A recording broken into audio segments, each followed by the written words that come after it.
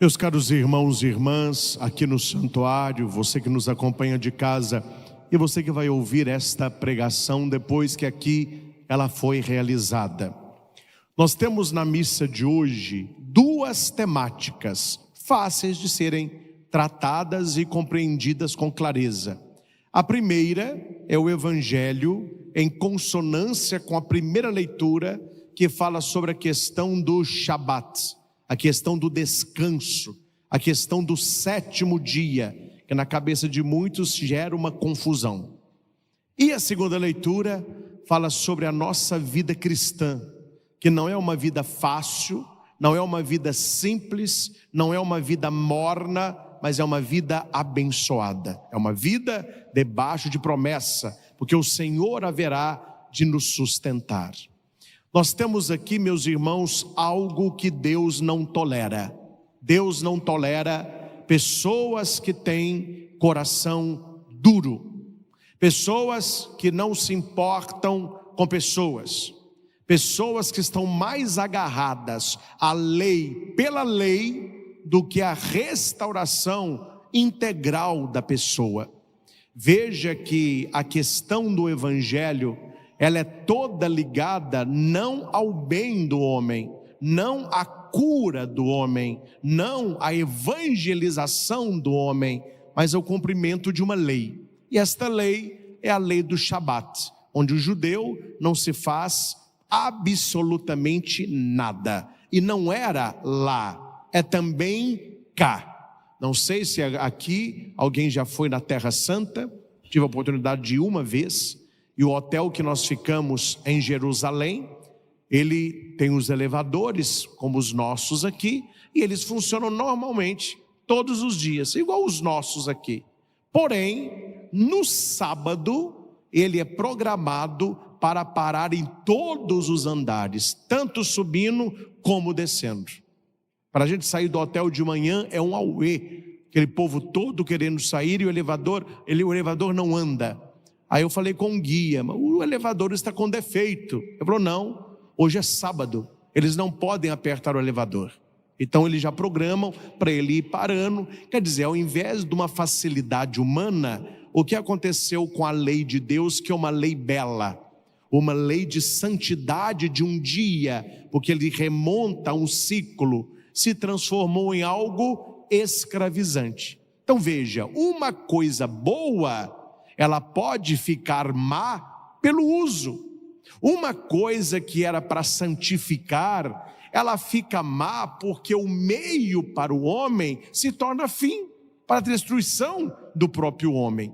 Lembro-me no meu tempo de seminário, que já tem, graças a Deus, bem tempo atrás, quando Padre Benjamin, que era meu professor de Bíblia, ele estudava um pouco com a gente a questão do sábado. Ele brincava que o sábado, como se fosse uma faca bem afiada, útil, facilita a vida do homem, mas se você não sabe usá-la, você é capaz de matar o irmão. O utensílio não é bom nem ruim em si, depende do uso que se faz. Quando o Shabat foi instaurado pelo próprio Deus, ele tinha 3 regras. A primeira regra, o descanso, que simboliza libertação, o descanso com Deus e o descanso para Deus. Esse era o tripé do Shabat judaico. Rapidamente, o descanso como libertação. A primeira leitura que nós escutamos está em Deuteronômio. Por que é importante conhecermos o Deuteronômio?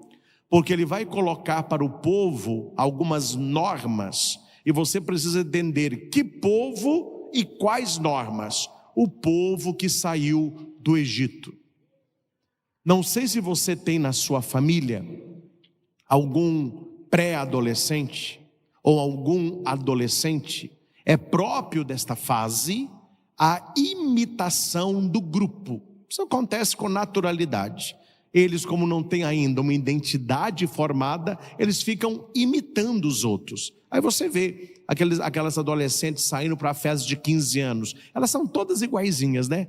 Tudo iguaizinho. Aí a roupa é mais ou menos a mesma, o sapatinho é mais ou menos o mesmo, é da época, é assim. Eu já fui adolescente, você também. Essa época ela é assim.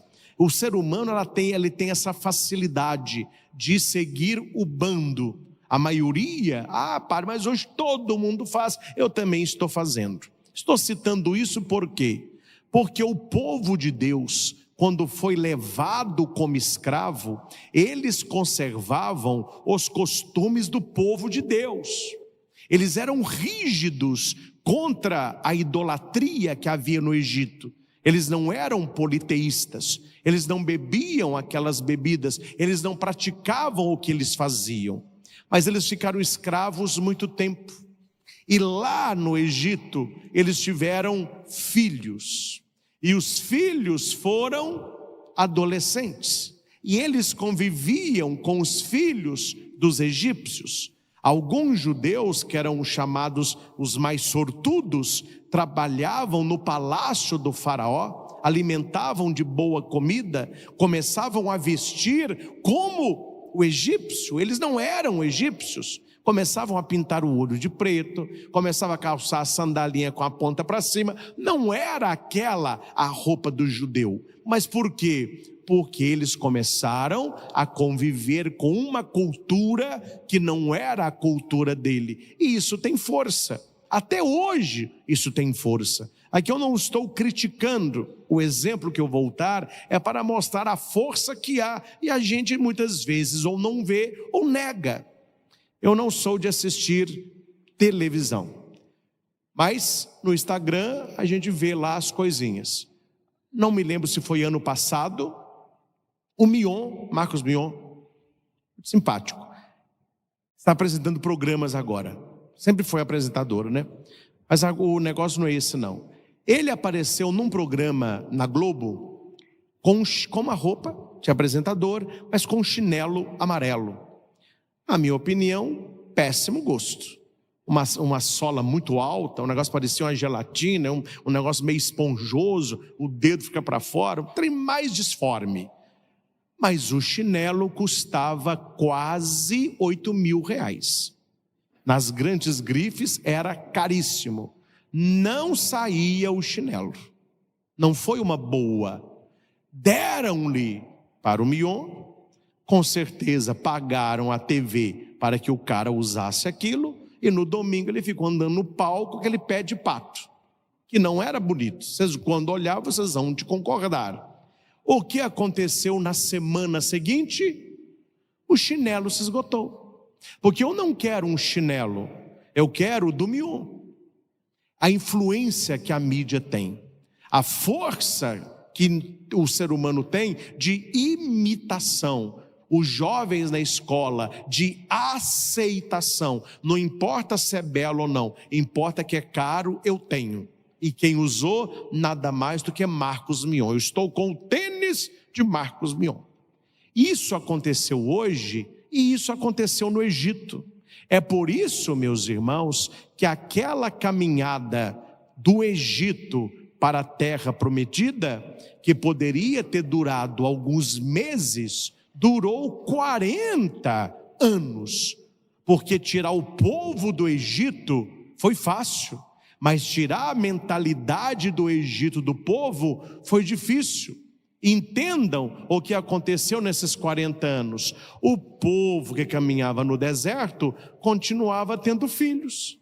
Aqueles filhos cresciam e se tornaram adolescentes, não mais com a influência do Egito, mas com as leis que Deus deu a Moisés. Deus começou a formar um novo povo, para que o povo tivesse uma conduta de acordo com as leis do Deus de Israel.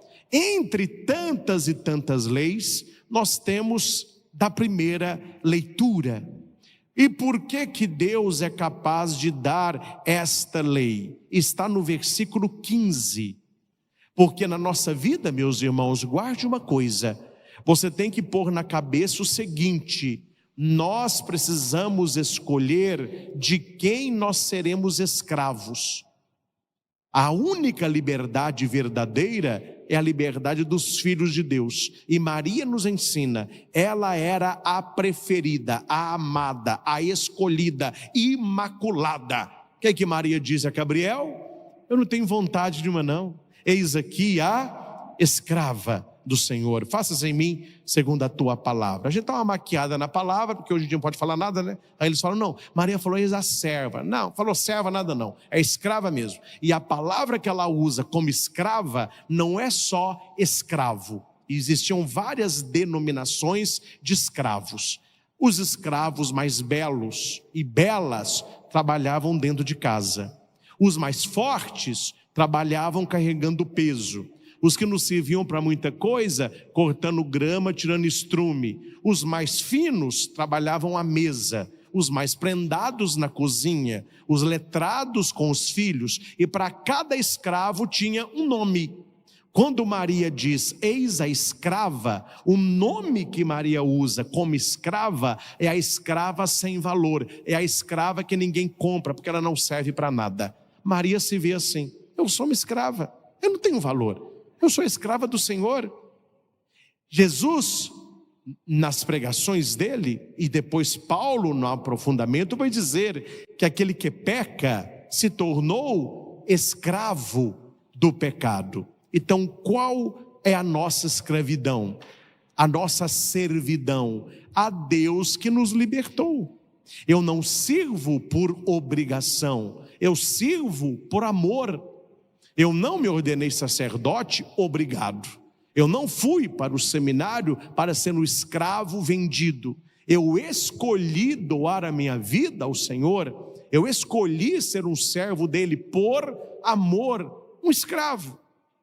Então, a primeira leitura, ela vai dizer que Deus liberta o povo do Egito, mas não libertou eles para que eles se perdessem. Agora vocês vão me obedecer, vocês eram escravos do Egito, agora vocês vão obedecer a mim.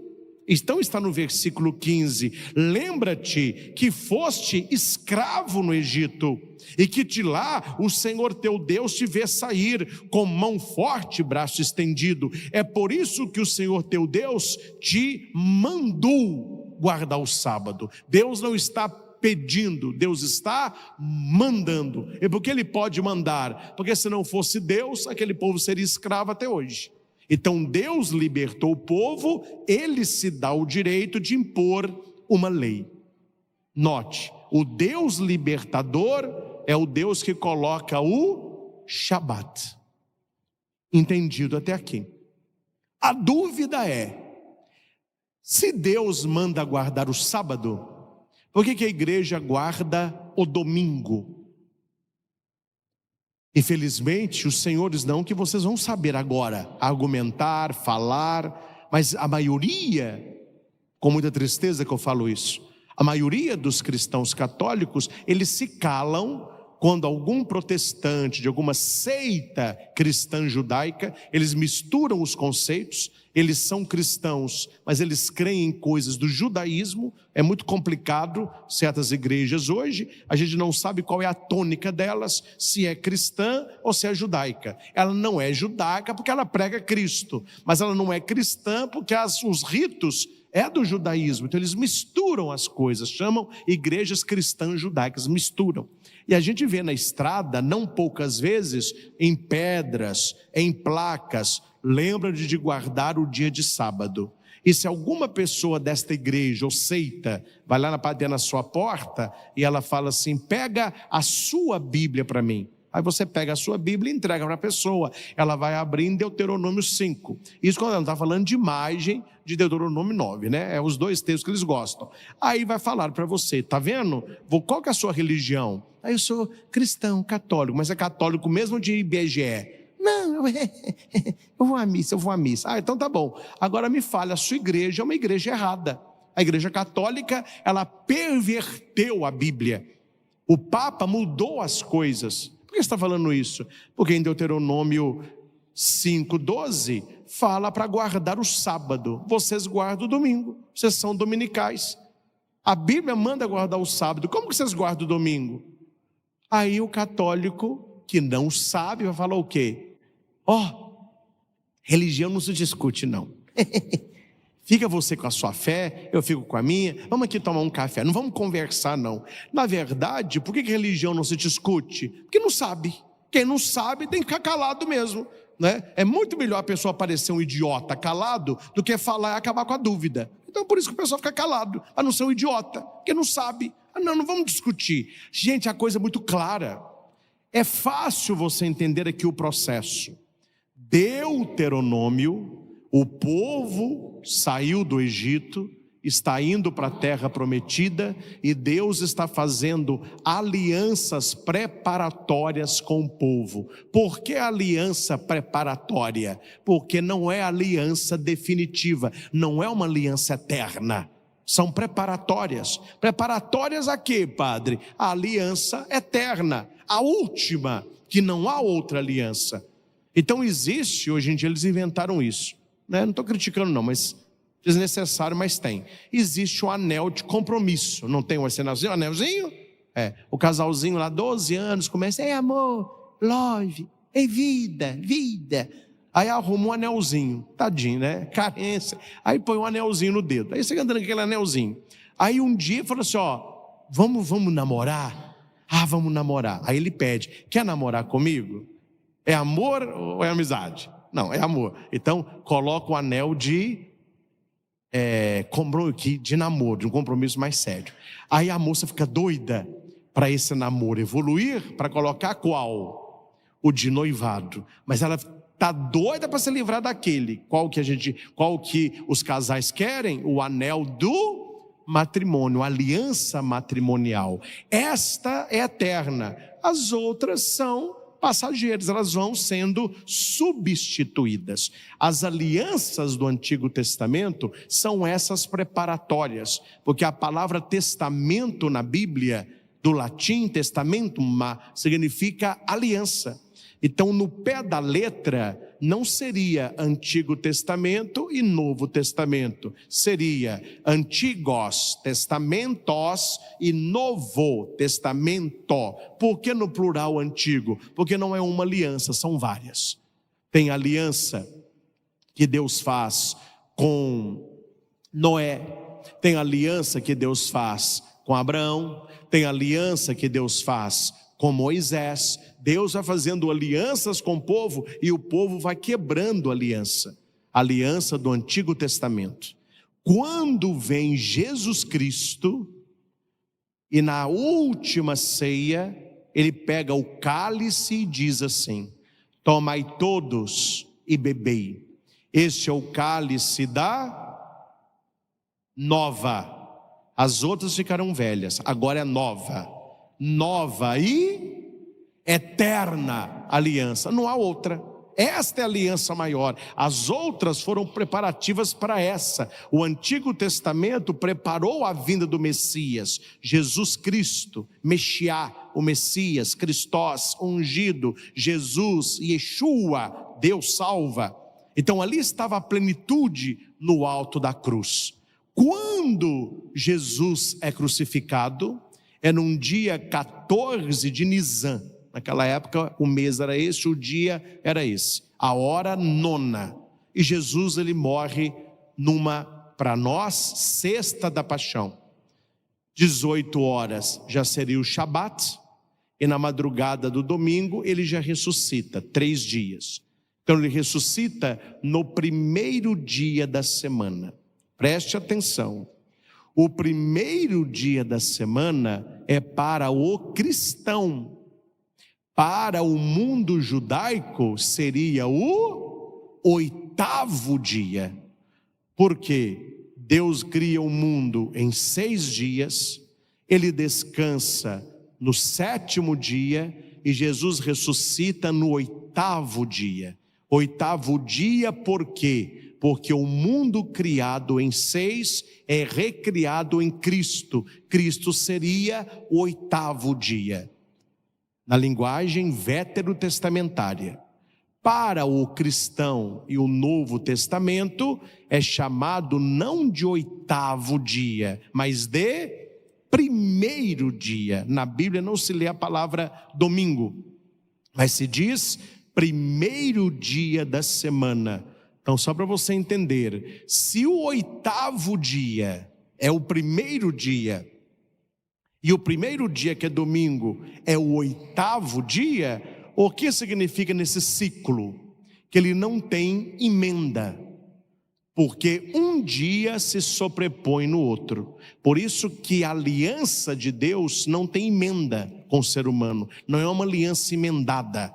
É por isso que as boas joalherias, quando você vai escolher a sua aliança de casamento, ou a única coisa que você deve olhar, se a aliança tem, ela não pode ter emenda, não é? Vocês estão casados, ela tem que ser um ciclo sem início e sem fim. Hoje em dia coloca uma pedrinha, coloca uma coisinha ou outra, né? Mas a aliança tradicional, ela é apenas aquele ouro que não tem início, você não sabe onde o anel começou, onde o anel terminou. É o 8º e o primeiro dia. Jesus ressuscita não no sábado, ele ressuscita no domingo. A palavra domingo, do latim, dies domini, que é a palavra domenica. Dies é dia, domini do Senhor. O que significa domingo? Dia do Senhor. Que Senhor? O Senhor Jesus. O Senhor Jesus que é Deus. O Senhor Jesus que é Senhor do sábado. Não está no Evangelho? Eu sou também o Senhor do sábado. O Filho do homem é Senhor do sábado. Se ele é Senhor do sábado, o dia do Senhor para o cristão não é mais o repouso, é o dia da ressurreição. E aqui entendam bem, não foi a igreja, não foi o Papa que numa canetada falou, o dia do Senhor agora é o domingo, não quero saber de sábado, tem que dar uma canetada aí e soltar um documento. Não, se você pega a vida de Jesus Cristo, o evento ressurreição, ele é um evento dominical, no primeiro dia da semana. Quem lê Bíblia, entende aí de Bíblia, todas as aparições do Cristo ressuscitado acontecem no primeiro dia da semana. A ascensão de Jesus ao céu é no domingo. Pentecostes, a descida do Espírito, é no domingo. Os cristãos dos Atos dos Apóstolos, eles celebram a Eucaristia, a fraciopanes, a fração do pão, no primeiro dia da semana, que é o domingo. No século I, todos os sacramentos da igreja, principalmente o batismo e a Eucaristia, eram realizadas no domingo. Então aqui houve uma divisão. O judaísmo permanece no Antigo Testamento, porque eles não aceitam Jesus como Messias. Eles permanecem na Antiga Aliança, guardando o sábado. O cristão, ele pega a nova e eterna aliança de Cristo, guardando o domingo. Então, o judeu do Primeiro Testamento, ele haverá de guardar o Shabat. O cristão, ele haverá de guardar o domingo. Tem um documento muito bonito, acho que todos deveriam ler, você lê numa sentada, é fino, é do Papa João Paulo II, não precisa comprar não, entra no site oficial do Vaticano, você de casa anote aí, vatican.va, vatican.va. Quando você entrar vai aparecer um tanto de idioma na tela, você escolhe português, vai abrir, você vai lá, Papa João Paulo II, e digita Dies Domini, dia de domingo, digita domingo, vai aparecer com vários idiomas, você clica no português, ele já abre, você baixa, imprime e leia. Papa João Paulo II vai trabalhar profundamente o domingo para nós cristãos católicos, o domingo religioso, o domingo familiar, o domingo do descanso, o domingo de se conectar com o eterno. Hoje se perdeu um pouco a questão religiosa do domingo, né? O domingo hoje é muito mais um dia de descanso. Quando começou, era um dia santo. O dia de domingo era um dia para dedicar às coisas de Deus. Hoje em dia, tudo que as pessoas querem fazer, se não pode fazer no dia de semana, joga que dia? No domingo, porque perdeu-se o caráter religioso do domingo. Quem que tem que recuperar este caráter? Nós cristãos católicos. É o nosso dia, é o dia do Senhor, é o dia de missa, é o dia de se conectar com Deus. Assim como o Shabat. O domingo é o dia daqueles que são livres em Deus. O domingo é você participar no descanso de Deus. E a gente guarda o domingo por causa de Deus. Então, meus irmãos, reservem sempre o domingo, o seu horário da Santa Missa. Vocês que estão aqui, você que está em casa. Deus nos pede tão pouco, né? Deus nos pede tão pouco. Imagine se Deus falasse com você assim: eu vou te dar todo início de semana 7 mil, você não precisa fazer nada, vou te dar 7 mil reais. Agora eu vou fazer o seguinte: eu vou te dar 7, mais 1.000 você me devolve. Meu filho, você vai reclamar de quê? Você está ganhando 7, se ele te pedisse para você devolver 6, tem que devolver rindo. Você não fez nada para receber isso. E o Senhor não nos pede um dia. Se ele falasse: olha, de segunda a sábado faz o que você quiser, o domingo é meu. A gente tinha que dar o domingo inteiro para Deus sorrindo, como era na Alta Idade Média. As pessoas iam para as catedrais no domingo, 6 da manhã, 7 da manhã, voltava para casa quando estava anoitecendo, 5, 6 horas da tarde, passava o dia todo lá, com celebrações, com peças de arte, com praça de alimentação, as crianças na catequese, e a igreja, não é? As catedrais antigas, era o shopping hoje. As pessoas no domingo iam para onde? Para as catedrais. Hoje, onde o povo vai? Vai para o shopping tem tudo. Lá ele compra, ele come, ele tem cinema, ele passeia, ele descansa. Eram as catedrais antigas. Por isso, toda catedral antiga tinha em volta um complexo. Ali tinha os banheiros, tinha o lugar da alimentação, tinha o lugar dos animais, tinham peças, gente declamando poesia, gente tocando violino. Era o que chamavam as pessoas. Se Deus nos pedisse, meus irmãos, o domingo inteiro, nós tínhamos que dá-lo de bom grado. Tínhamos que dar de bom grado. Deus é tão pouco, Deus quer tão pouco. A coisa se inverteu, né? A coisa se inverteu. Tem um evangelho que fala que uma mulher estava atrás de Jesus pedindo uma graça. Ela não era judia. Aí Jesus falou assim: não, a minha graça é para o judeu. Aí a mulher falou assim: eu sei, Senhor, eu sou como uma cadelinha, uma cachorrinha. Mas o cachorrinho, ele come a migalha que cai da mesa. O que eu estou pedindo no Senhor, pelo seu poder, é uma migalhinha. Jesus falou: olha, nunca vi uma fé como dessa mulher. Ele vai e abençoa. Hoje se inverteu. Ao invés de Deus pedir para nós o pão, Ele é quem se dá no pão. E a única coisa que Ele pede, uma migalhinha do nosso tempo. Para quê? Para participar da Santa Missa. Olha como que Deus se torna pequeno. Ele não pede para você ficar o dia todo na igreja, mas Ele pede: no domingo, vá à missa, celebre a Eucaristia, ouça a minha palavra. Nós somos pessoas de uma religião dominical, nós somos a igreja do Senhor, então é preciso guardar com seriedade o domingo. Acostumar a sua família, acostumar os seus filhos, sempre quando acordar no domingo, falar: olha, hoje é domingo, qual o horário da missa que nós vamos? Ah, pai, olha, meu filho, pode sair com seus colegas, pode brincar à vontade, mas no domingo tem missa. Você escolhe se é de manhã, se é no fim da tarde ou se é à noite. Domingo é missa. Você faz o resto do tempo que você quiser. Domingo é missa.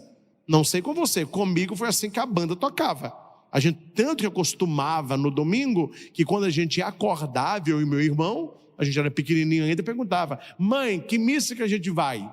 Geralmente a gente ia na missa das 9, na matriz de Santana e Itaúna, era uma missa das crianças. Aí era de 9 às 10h30, por aí, 10h40, a gente saía para almoçar, para comer uma coisinha gostosa e para brincar à tarde. Mas todo domingo era dia de missa, dia do Senhor. O Evangelho fala sobre isso. Jesus dá 2 exemplos aqui. O primeiro, ele passa no meio do milharal, não podia comer milho porque era sábado. Ele está no templo, quer curar o cara, não pode curar porque também é sábado. Aí Jesus se enche de ira. Ira é raiva, mas ao mesmo tempo ele fica triste. Como as pessoas são duras de coração.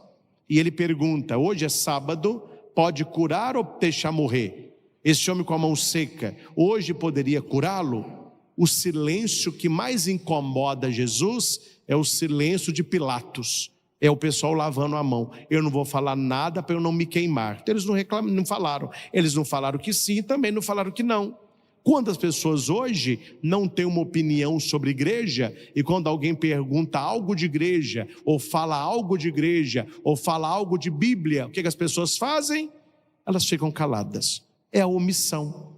Elas não têm coragem de um posicionamento cristão. Jesus ficou triste com esse tipo de gente, porque eles têm o coração duro. Eles ainda não fizeram a opção pelo dia da liberdade, o dia da restauração, o dia da ressurreição. E por último, meus irmãos, a segunda leitura deveria ser por nós grifada na nossa Bíblia. É a nossa vida. É a nossa vida. Deus que disse: do meio das trevas brilhe a luz, é o mesmo que faz brilhar a sua luz em nossos corações, para tornar claro o conhecimento da sua glória na face de Cristo. O nosso conhecimento não é um conhecimento pagão, não é um conhecimento judaico, não é um conhecimento de outras religiões, é o conhecimento cristão católico. E Deus haverá de fazer brilhar essa luz na nossa consciência, para que nós possamos iluminar as pessoas. Quantas pessoas fazem parte da sua roda de convivência? Quais as pessoas que fazem parte do seu núcleo primário, família? Seu núcleo secundário, parentes. Núcleo terciário, melhores amigos. Quarto núcleo, amigos distantes, colegas de trabalho, de faculdade.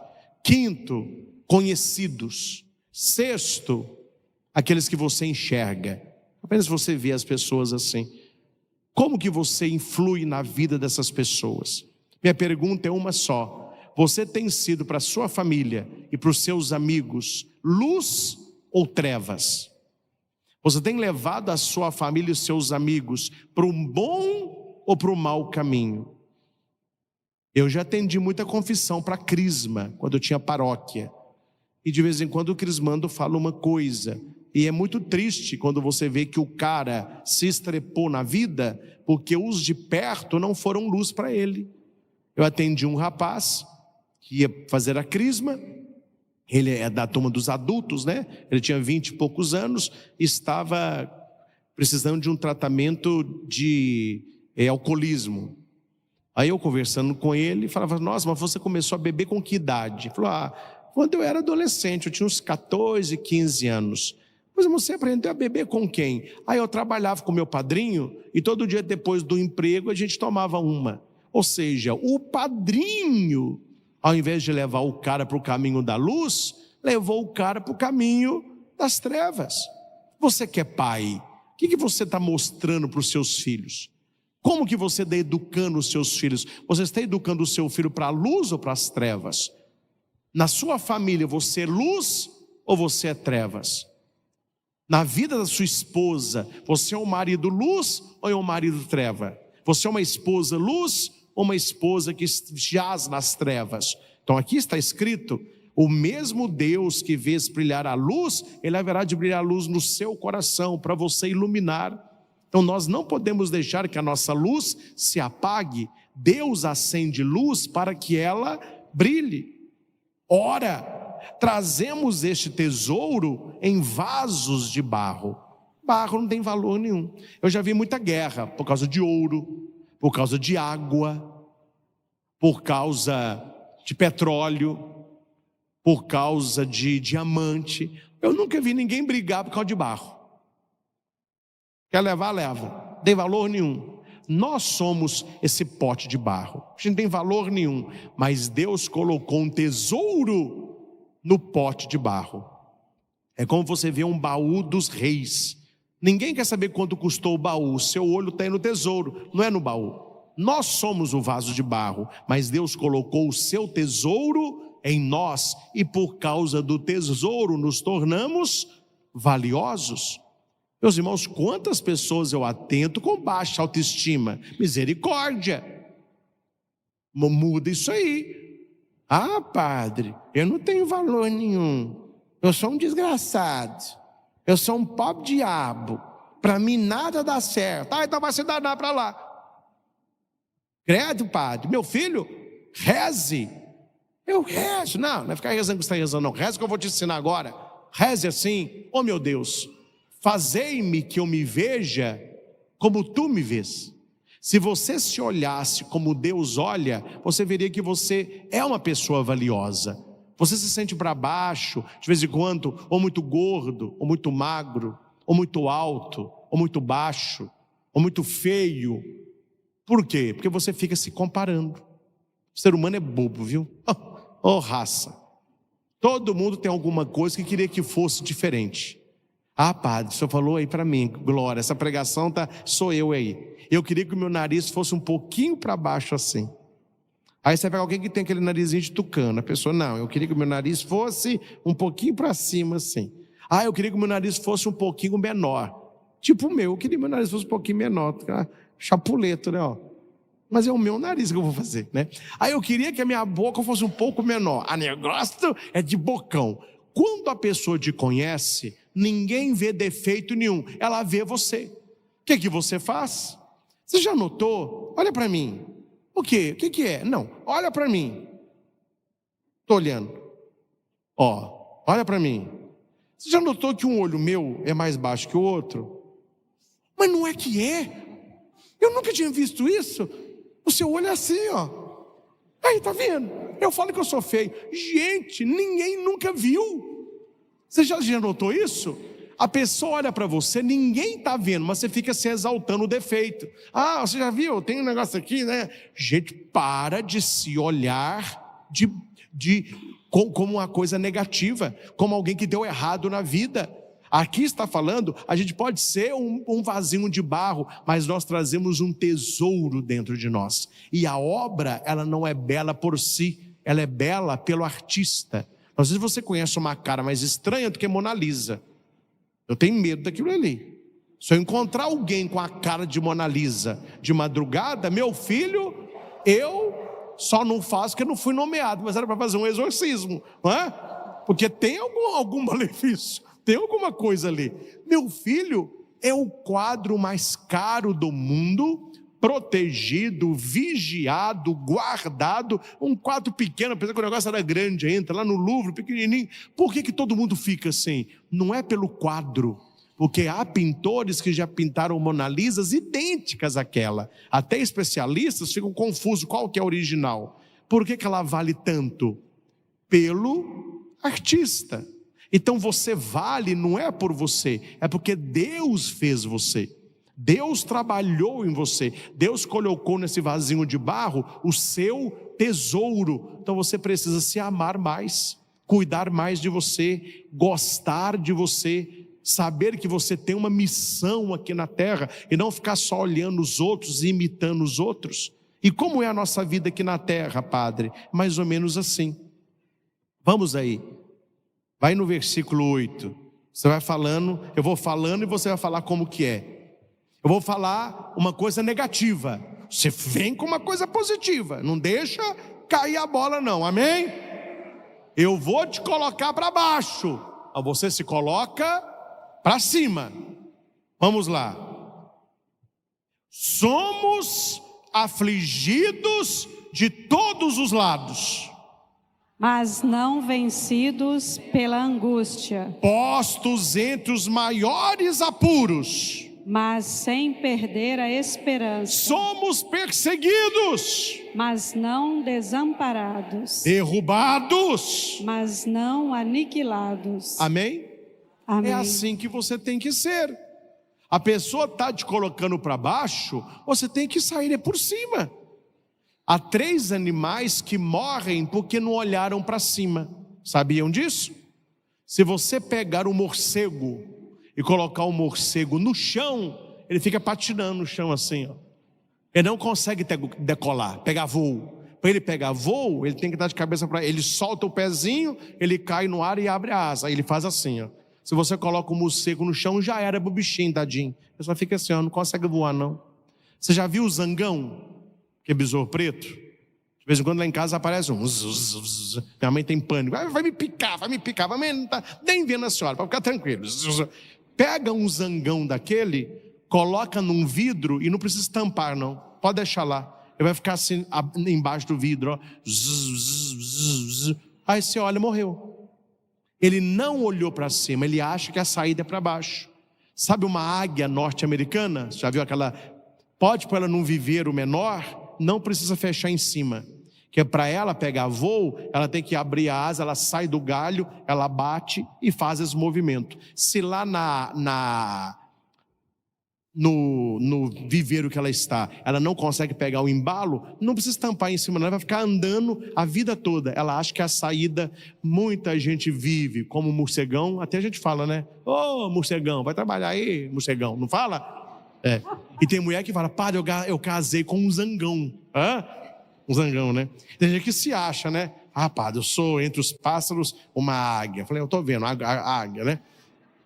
Tadinho. Só contar um caso para vocês para encerrar a homilia. Tinha uma, tô criticando não, viu? Tinha uma na comunidade rural, uma senhora, tadinha, queria costurar para fora. Aí alguém falou com ela, você tem que pôr um nome bonito. Porque a senhora põe uma placa tipo, aí de qualquer jeito, ninguém vai na senhora não, arruma um nome bonito. Ah, vou pensar numa coisa.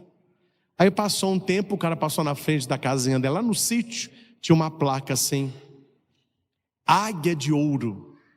Aí ela, agora ela entendeu aí, quem não vai querer ir numa casa para ser costurada,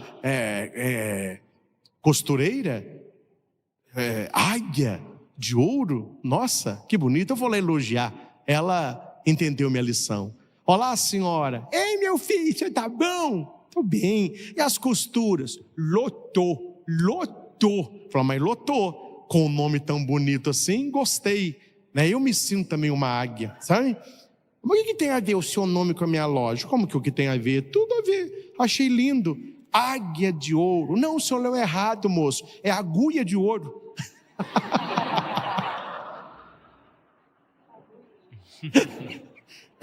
É agulha de ouro. Meus irmãos, brincadeiras à parte, a gente tem que olhar para uma leitura dessa e falar assim, Senhor, imprima uma leitura dessa no meu coração, porque eu atendo as pessoas. Sabe como que as pessoas vêm até mim? Elas vêm assim, padre, eu sou afligido de todos os lados, colocado nos maiores apuros, eu estou sendo perseguido, derrubado. Depois, e o quê? Falei, mas a leitura tem coisas a mais.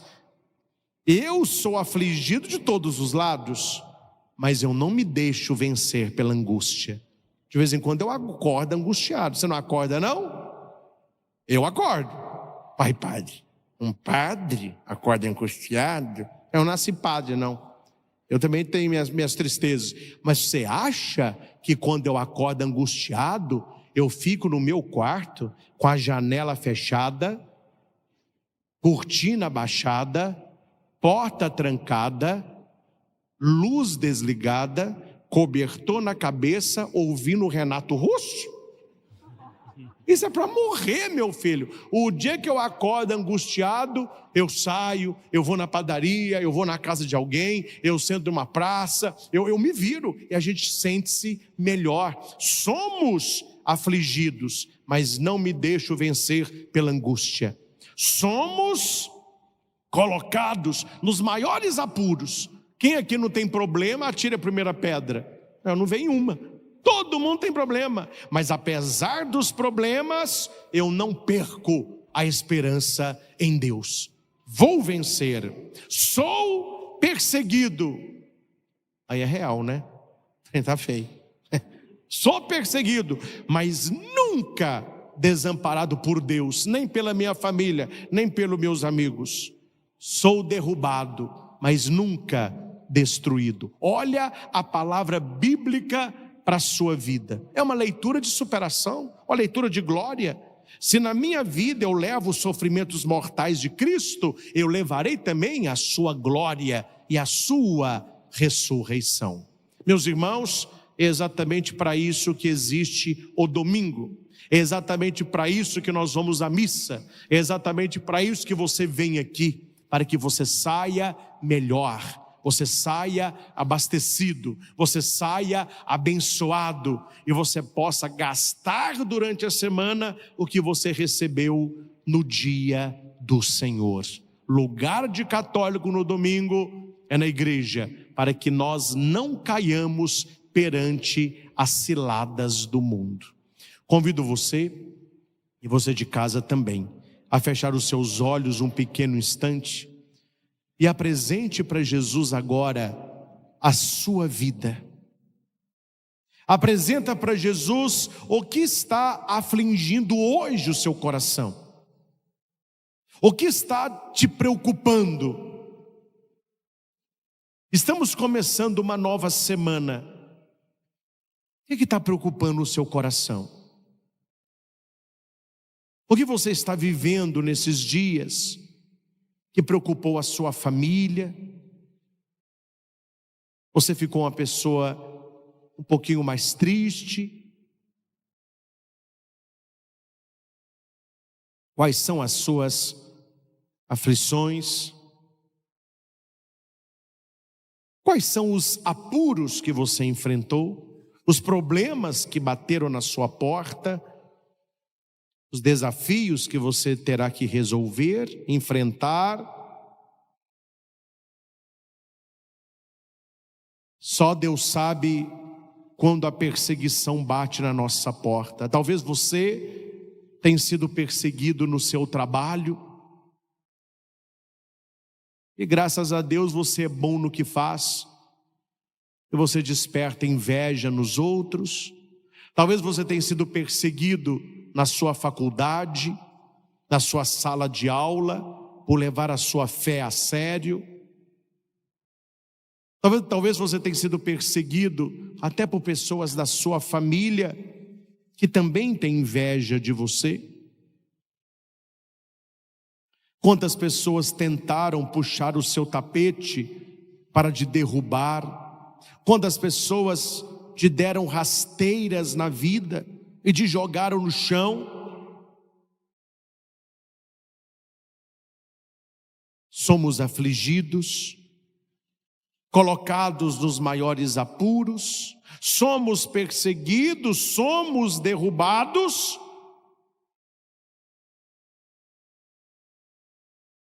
Mas Deus diz a você esta noite: do meio das trevas brilhe a luz.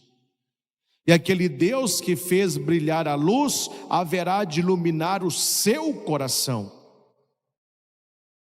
para que você veja que apesar de você ser um vasinho de barro, você traz este tesouro dentro de você.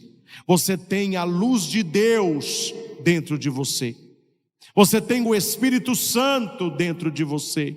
Você está debaixo da bênção do céu. Então, você pode dizer: eu sou realmente afligido de todos os lados. Eu tenho passado por muitos problemas, problemas de saúde, problemas na família, problemas de dinheiro. Tenho sido uma pessoa endividada, também gasto tanto. Tenho os meus problemas, tenho as minhas tristezas, mas não me deixo vencer pela angústia. Tenho enfrentado grandes apuros na minha vida, grandes imprevistos, situações difíceis, mas eu não perco a minha esperança. Tenho sido até perseguido, mas Deus não me desampara. E mesmo quando puxam o meu tapete ou me dão uma rasteira, eu não sou aniquilado. Não sou vencido pela angústia. Não perco a esperança. Não sou desamparado e tampouco aniquilado. Eu levo na minha vida os sofrimentos de Cristo, para que também a vida de Cristo se manifeste na minha vida.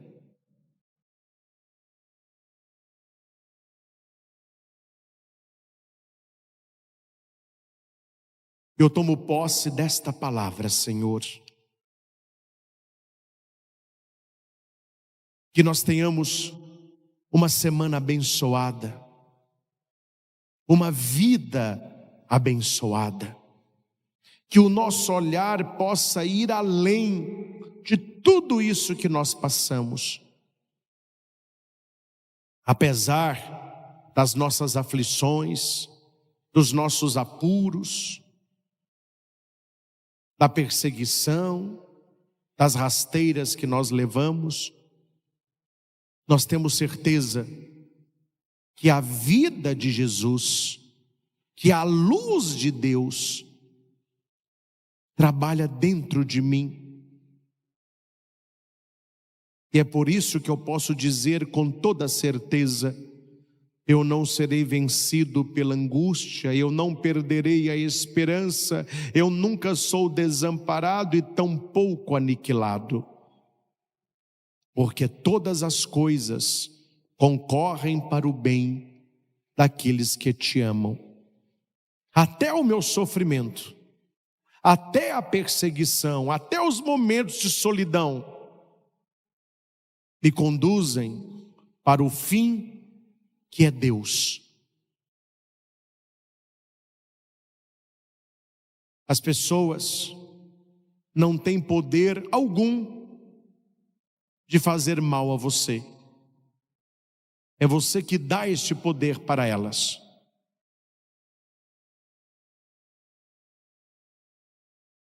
Permita que Deus possa reconstruir a sua vida, curar o seu coração, encher a sua história de alegria,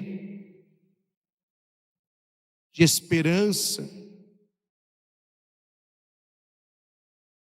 Diga para você mesmo, quando as coisas pesarem: eu não vou desistir, eu não vou abandonar o meu sonho, eu não vou trair o meu Deus,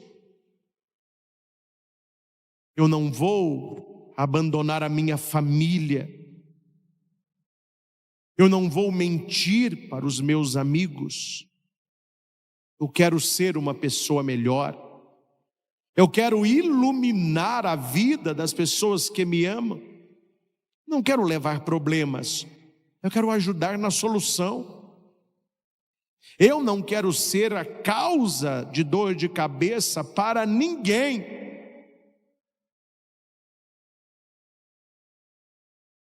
Porque o Senhor tem feito maravilhas na minha vida. O Senhor tem me amparado, me sustentado.